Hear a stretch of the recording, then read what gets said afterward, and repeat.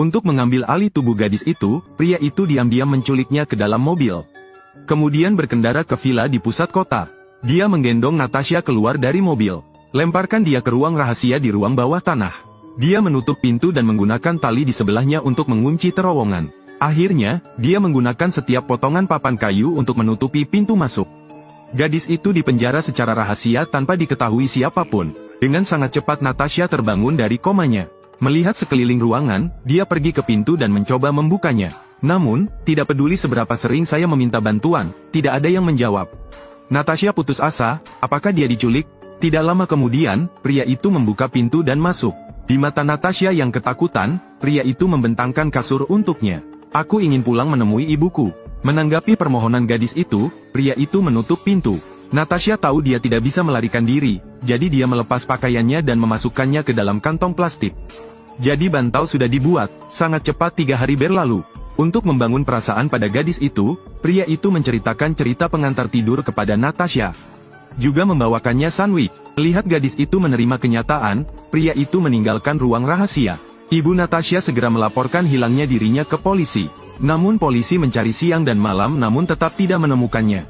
Polisi pergi dari pintu ke pintu untuk memeriksa dan pergi ke rumah orang cabul itu. Melihat polisi mengambil foto untuk diperiksa, Carl khawatir dan tidak aman.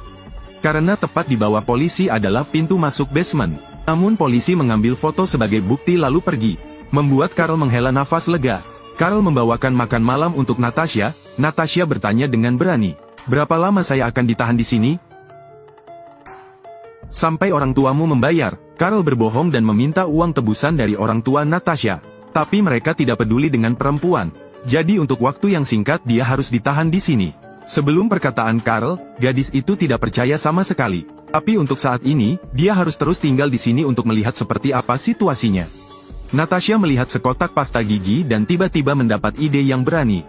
Ketika Carl membawakan makanan, dia mengatakan lengannya terluka dan perlu pergi ke rumah sakit untuk perawatan.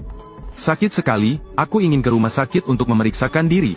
Mendengar Natasha mengatakan itu, Carl langsung membeberkan rencananya. "Jika kamu akan bermain dengan makanan, kalau begitu jangan makan lagi." "Ngomong-ngomong, kamu cukup gemuk."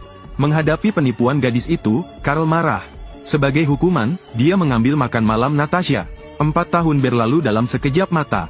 Dulu Natasha memiliki tubuh yang sehat, namun kini ia seperti tongkat. Gadis itu dipenjara sampai hari ke-1695, ketika dia mendapat menstruasi pertama.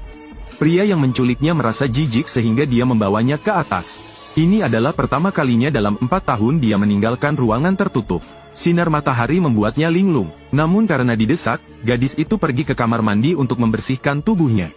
Ibunya menemukan rambut kuning panjang di tubuh Carl. Dia senang mengira putranya punya pacar. Tapi Carl langsung menjadi gila. Agar ibunya tidak tahu dia penculik, dia mencukur rambut pirang Natasha. Untuk bertahan hidup, Natasha menerima kelakuan mesum Carl. Tak lama kemudian, perayaan Natal tahunan pun tiba. Natasha mendekorasi kamar kecilnya. "Untuk membantu saya tidak kehilangan kontak dengan dunia luar." Carl membawa kamera dan merekam adegan pemberian hadiah kepada Natasha. Melihat Carl memberinya pemutar musik, Natasha pun senang. Dia akhirnya bisa mendengar suaranya. "Dan ibuku masih sangat sedih." Nenek sendiri yang merajut sweater untuk Natasha, menunggu cucunya kembali. Namun mereka tidak tahu bahwa itu adalah gadis yang selalu mereka sayangi sejak kecil.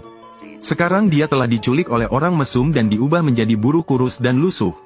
Setelah menyelesaikan pekerjaan, naik ke atas dan tidur malam ini. Ini pertama kalinya Natasha bermalam di lantai atas.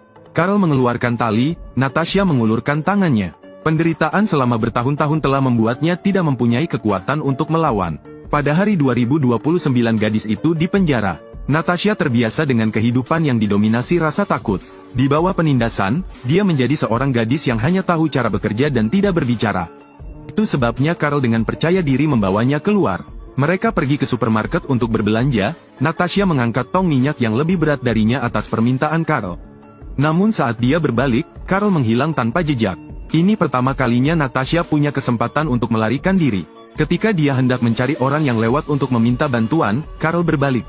Melihat pelayan di depannya, Natasha harus pergi bersama Carl. Gadis itu merobek selembar tisu toilet dan meletakkannya di atas kompor listrik. Di bawah panasnya suhu tinggi, tisu toilet berasap. Namun gadis itu tidak takut.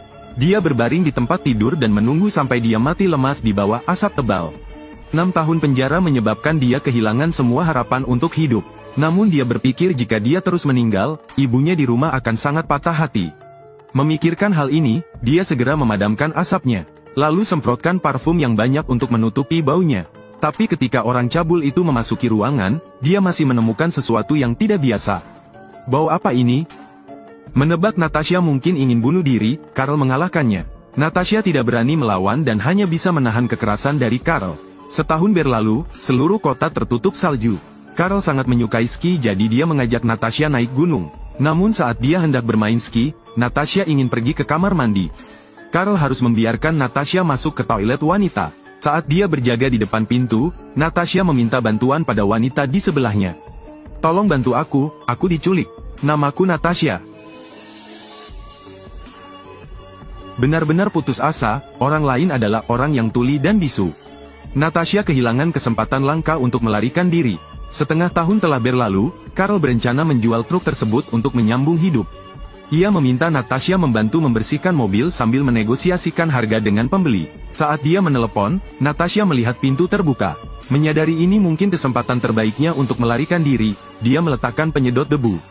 Lalu langsung lari keluar. Saat Carl dan pembeli selesai menegosiasikan harga, Natasha sudah menghilang. Dan Natasha lari, tidak berani berhenti. Takut jika dia ditangkap oleh Carl, dia akan dipenjara, jadi dia langsung lari ke sebuah rumah. "Apa yang kamu lakukan dengan membobol rumahku? Aku diculik, tolong bantu aku memanggil polisi." Hari itu adalah hari ke-3096 Natasha dipenjarakan. Polisi setelah menerima panggilan tersebut tiba di lokasi kejadian. Mendengar gadis itu menceritakan apa yang mereka alami, mereka memberitahu ibu Natasha. Setelah 3096 hari di penangkaran, Natasha berhasil diselamatkan. Film ini diadaptasi dari kejadian nyata. Selama di penjara, Natasha mengalami luka fisik dan mental. Namun berkat kemauan dan keinginan untuk hidup, jadi dia lolos dari cengkeraman orang mesum itu. Dan Carl tahu bahwa akhir hidupnya sudah dekat. Melihat kereta yang mendekat, dia memilih berbaring untuk mengakhiri hidupnya.